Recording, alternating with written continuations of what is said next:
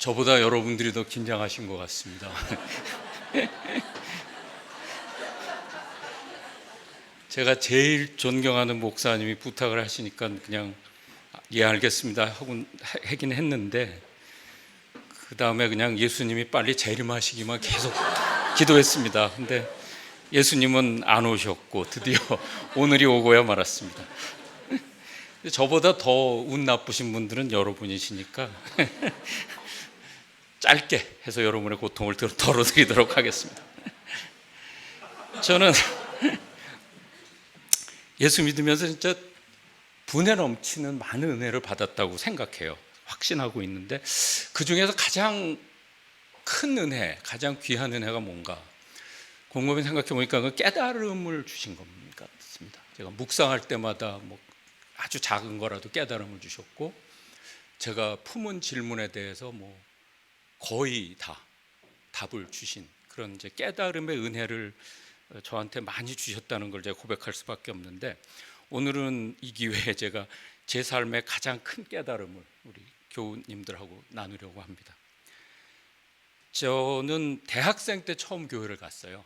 전혀 가보지 않았다가 대학생 때 처음 교회를 나가고 성경도 처음으로 접해서 이제 그래도 예수 사실은 믿을까 말까 결정하려고 성경을 읽기 시작했는데요.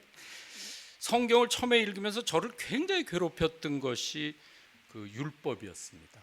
그러니까 레위기, 민수기, 신명기 그쪽에서 나오는 그 많은 뭐 정결 예식, 뭐 뭘 하면 부정하니, 뭐 7일 동안 부정하다, 뭐 뭘 잘못했으면 뭐 비둘기를 바쳐라, 뭘 해라. 그 정결 예식, 그 다음에 제사 예식, 뭐 이런 엄청나게 많은 그런 율법 조항들이 있더라고요. 그래서 이걸 어떻게 지키나 하는 생각을 많이 고민을 했는데, 근데 또 주변에 이제 교회 같이 다니시는 분들 보면은 그런 거 별로 또 안 지키는 것 같아요. 이렇게 뭐 댁에서는 어떻게 하는지 모르겠지만 이게 이해가 안 가더라고요. 분명히 성경에는 써 있는데 지키지는 않고, 이걸 지키라 그러면 저는 교회를 못 다닐 것 같더라고요. 그래서 참 고민을 했는데 성경을 쭉 읽어 나가는 동안에 답은 주셨어요. 그러니까 참 재밌었던 것은 구약을 읽다가 잠언 4장 23절에서 하나님 복선을 까신 것 같습니다. 제가 아직도 가장 좋아하는 성경 구절인데요. 무릇 지킬 만한 것보다 더욱 내 마음을 지키라. 생명의 근원이 이에서 남이니라.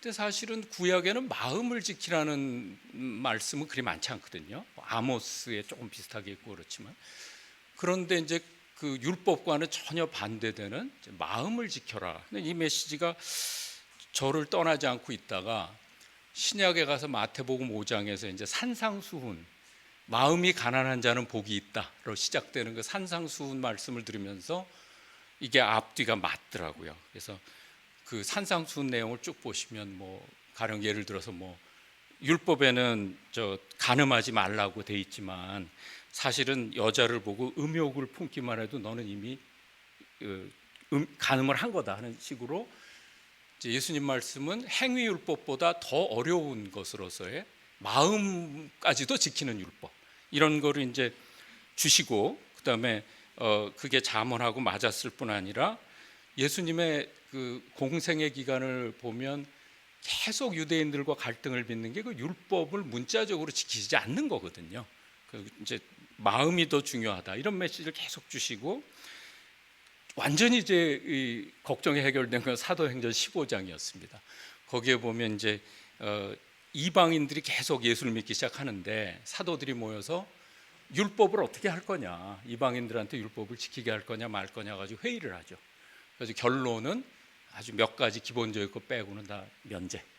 그래서 이제 율법, 그 제가 레위기, 민수기, 신명기에서 봤던 그 율법을 하나하나 작구대로 지켜야 한다는 부담감에서 그때 해방이 됐어요. 사도행전 15장에서 완전히 해방이 됐고, 결국은 예수님의 말씀은 율법보다는 마음이 더 중요하다라는 걸 깨달았고, 그 깨달음이 아주 귀한 깨달음이었거든요. 근데 이제 반전이 일어납니다. 여기서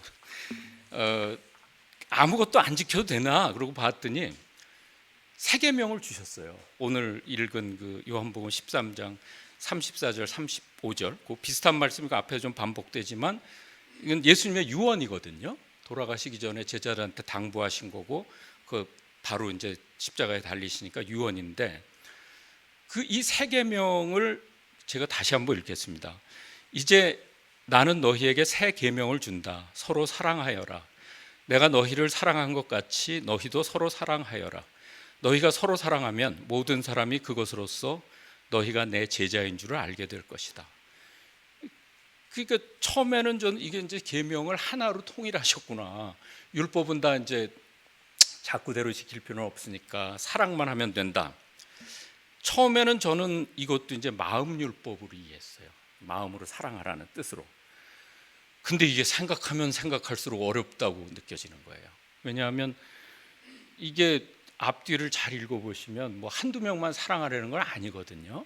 뭐 한두 명 정도는 저도 사랑할 수 있는데 그게 아니고 분명히 살면서 만나는 모든 사람을 사랑하라는 말씀이잖아요. 근데 사랑의 그런 감정에는 그 에너지가 많이 들어가거든요. 그리고 배타성도 있습니다. 사랑의 감정에는 배타성이 있기 때문에 어떻게 모든 사람을 마음으로 사랑할 수가 있을까? 이게 이제 새로운 의문으로 그 전보다 더 고민이 심해지게 됐습니다. 그래서 이건 정말 불가능한 거를 지시하신 것이 아니냐. 이거는 정말 지킬 수가 없다. 그러다가 제가 오늘 또 목사님께서 읽어주신 데살로니가전서 1장 3절을 접하게 됩니다. 또 우리는 하나님 우리 아버지 앞에서 여러분의 믿음의 행위와 사랑의 수고와 우리 주 예수 그리스도께 둔 소망을 굳게 지키는 인내를 언제나 기억하고 있습니다 라는 구절인데, 믿음, 사랑, 소망에 대한 구절은 성경에 굉장히 많이 나옵니다.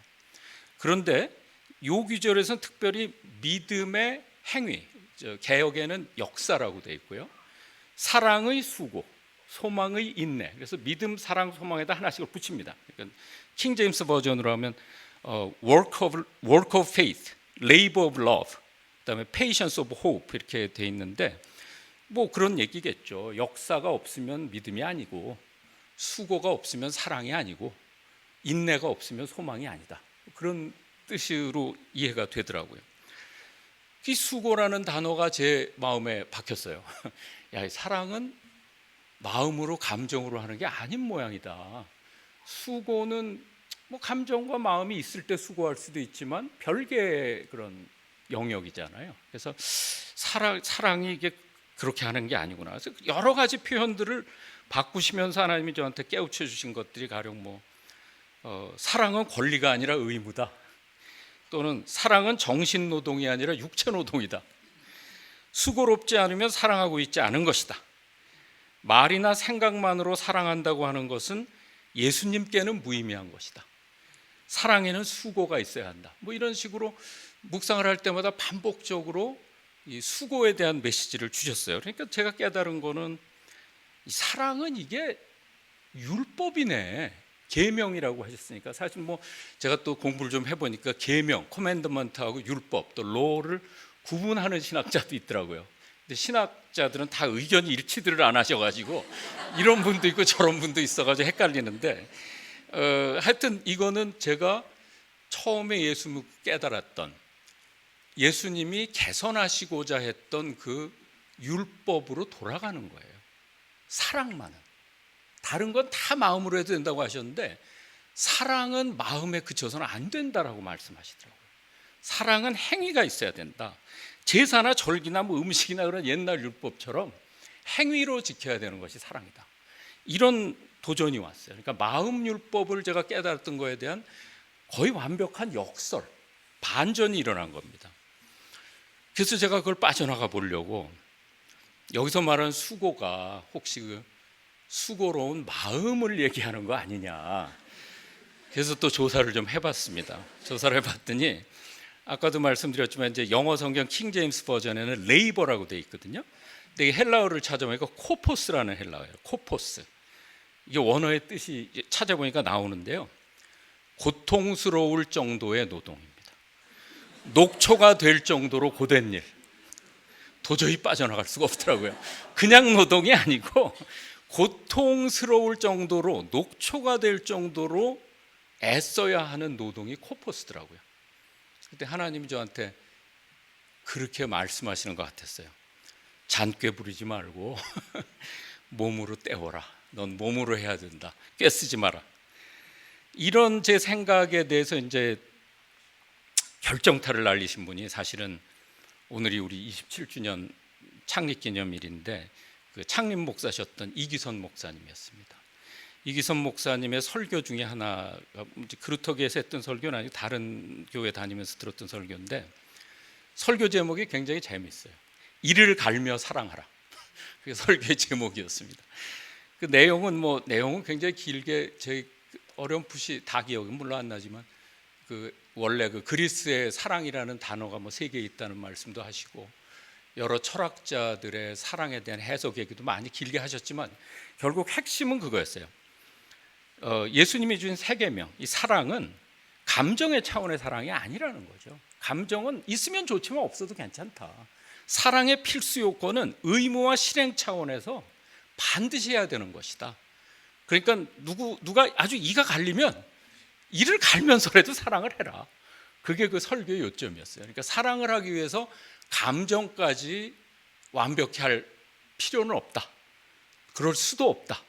사랑은 좀 더 이성적인 차원이고 좀 더 의무의 차원이고 이거는 뭐 빠져나가서는 안 되는 차원의 것이다. 이런 설교를 들으면서 제가 굉장히 감동도 하고 결국은 어렴풋이 생각했던 게 내가 맞았구나 하는 안심도 좀 되고 그랬던 기억이 나요. 그 이후로도요 하나님은 계속 제가 좀 저희 집사람이 오늘 2층에 있어서 다행인데 좀 고집이 세거든요. 그래가지고 좀 이렇게 한번 깨달았다가도 돌아가고 그런 적이 많습니다. 회개한 다음에도 이제 그걸 꼭 회개했어야 되나 뭐 이런 식으로 이제 말하자면은 좀 개기는 게 제가 많은데 이것도 그랬던 것 같아요. 그래서 좀 리마인더를 많이 주셨어요. 하나님이 시시때때로 리마인더를 많이 주셨는데 뭐 제가 여러분 오래 괴롭히지 말아야 되니까 예화를 하나만 들면 미국에서 이제 학위를 마치고 교수가 된 첫 번째 학기였습니다. 힘들더라고요. 학생들 가르치는 게 힘든데 우선 그러니까 영어로 공부를 한다는 거와 영어로 강의를 한다는 게 좀 다르더라고요. 그게 사뭇 달라요. 영어의 그 수준이라 그래야 되나? 이게 사뭇 달라서 힘들었고 미국 학생들은 왜 그렇게 질문이 많은지 뻑하면 질문하고 뻑하면 연구실 찾아와가지고 괴롭히고 힘이 들어요. 힘이 들어가지고 저보다 이제 3년 선배여가지고 먼저 교수가 되어 있었던 제 학교 선배 한테 전화를 해가지고 하소연을 했어요. 너무 힘들다. 어떻게 형은 이 어려운 걸 하고 있냐.